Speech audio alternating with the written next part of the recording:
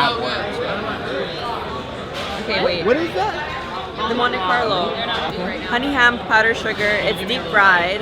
There's Swiss cheese, turkey. That's healthy. Turkey. What about you? Bruh. Last day of the expo. What do you think about it, Chris? I'm tired, man. Tired. Yeah, man. His dude's working 2 booths I need all some day. caffeine to wake myself up. I'm with you there, man. Hey, bad news. I left my luggage inside the Uber. Oh, damn. Can you call him right now, Yeah. please? My dude already knew. He was like, you know what? This guy left his luggage. He was on his way back. I got it. We're here at the expo. It hasn't opened yet. That's good, thank you. Brian, what food challenge should I do today? Food challenge? Yeah. Do some with donuts, it's gotta be. Donuts? At this point, I just feel like crap. And Fast food is always a go-to. Fast food? Alright, I think you should do a Blaze Pizza Challenge. Blaze Pizza Challenge. Was Blaze Pizza one of my favorite places of all time. What food challenge should I do today? Now, I already did the melt yesterday. Did the melt? Taste of Belgium. Taste of Belgium challenge would be awesome. Chicken and waffles. yes, best food that I've had in Cincinnati at least. Look who it is! If I had to do any food challenge today, what do you think I should do? What should you do? Anywhere? Anywhere. Protein bar challenge. Oh, he wants to kill me! You guys want to see a Remington James collab? You already know what to do. Comment below, hit the like button. I want something like breakfast food oriented. Breakfast food We challenge? should do like some kind of pancake challenge. I did IHOP. What about like tacos? Like how many tacos? Like an AMRAP of tacos? Like an AMCHAP? As many tacos as possible? Eat a whole pizza and then like a whole gallon of ice cream. Pizza and ice cream? Pizza and ice cream. Stop it. Get that out of my face. So the expo was so much fun, but now it is time to take the long drive back home. And it's Sunday, so I still have to do a food video for you guys. We'll see. We got a lot of good options available to us. I'm a simple person, city life just doesn't move me. I'd rather be home with my grandparents and playing euchre. Didn't want to leave, but this dream's calling. I had to do it. So when I tell you guys that Brussels sprouts before a big meal prevents fat gain, I didn't think I had to tell you that I was just kidding, but some people took me seriously. This is just, it's just my thing. Hey, how's it going, man? Good, are you? Good. Hey, man. You're welcome, have a good night. You too.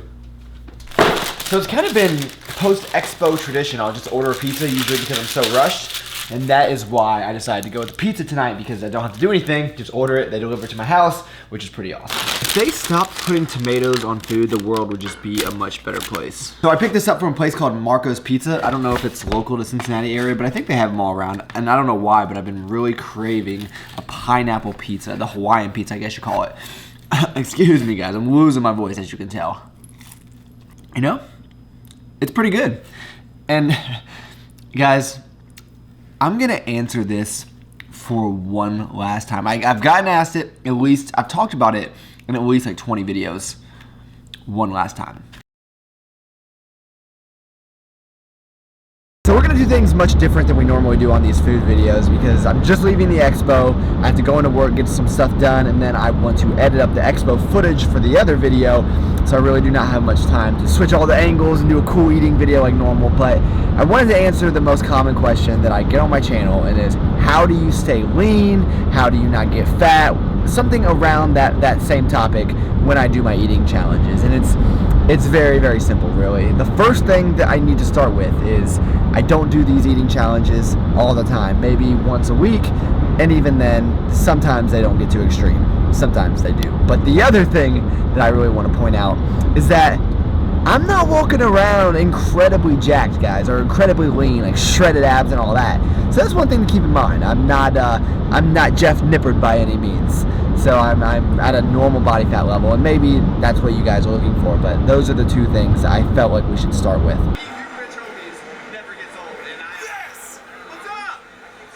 I'm almost getting emotional watching some of this Arnold footage back, but I will not get into that in this video. It was so much fun meeting you guys. But we also have got a chicken sub here, or chicken hoagie, whatever you want to call it.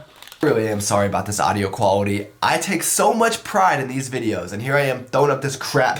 I really want to re-record everything, but I want to get this video done, and I'm sick. It hurts to talk, but this clip was so important. I really wanted to re-record this one because the most important factor here is caloric expenditure, calories in versus calories out. Now for me, my caloric maintenance, or the point where I wouldn't neither gain nor lose weight, is right around 2,800 to 3,000 depending on my energy expenditure that day.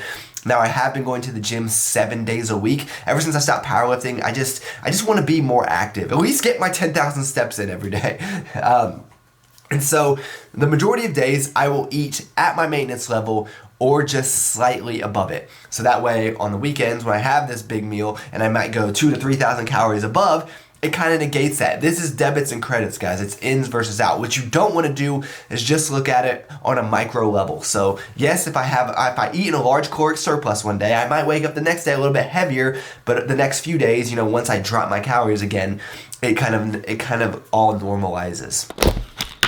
Maybe it's just me, but I feel like all wings are the exact same. They're all just equally as good. Another thing that I do, or that I don't do, I guess I should say, is take an all or nothing approach that I see a lot of people do. So they know that they're gonna have a cheat meal, and they're like, well, I already ruined my diet for the day, I might as well just go all out, right? And when you start talking about cheat days, those can put you pretty far back.